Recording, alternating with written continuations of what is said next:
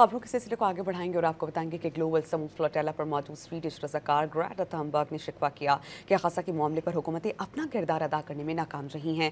Israel से deport होने के बाद एथेंस पहुंचने पर ग्रेटा ने बताया कि फ्लोटेला के जरिए गजा के मामले को उठाना चाहते थे क्योंकि हुकूमतें अपने कानूनी तकाजे पूरे करने में नाकाम रहीं। उन्होंने कहा कि हुकूमतें गजा में इंसानी हकूक और इमदाद की फराहमी की बात करती हैं मगर वो इमदादी मिशन को तहफ़्फ़ुज़ देने की रत्ती बराबर कोशिश भी नहीं कर सकी।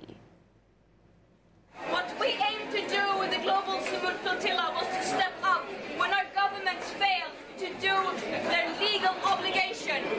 Our governments are talking about ensuring human rights and the importance of getting humanitarian aid into Gaza while failing to do their part and while failing to even the bare minimum ensuring safety for this mission.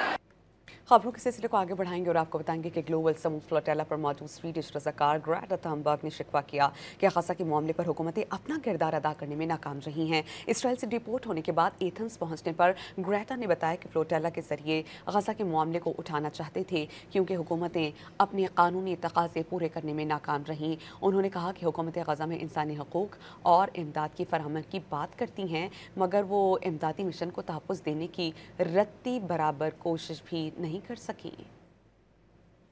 What we aim to do with the global Sumud flotilla was to step up when our governments fail to do their legal obligation.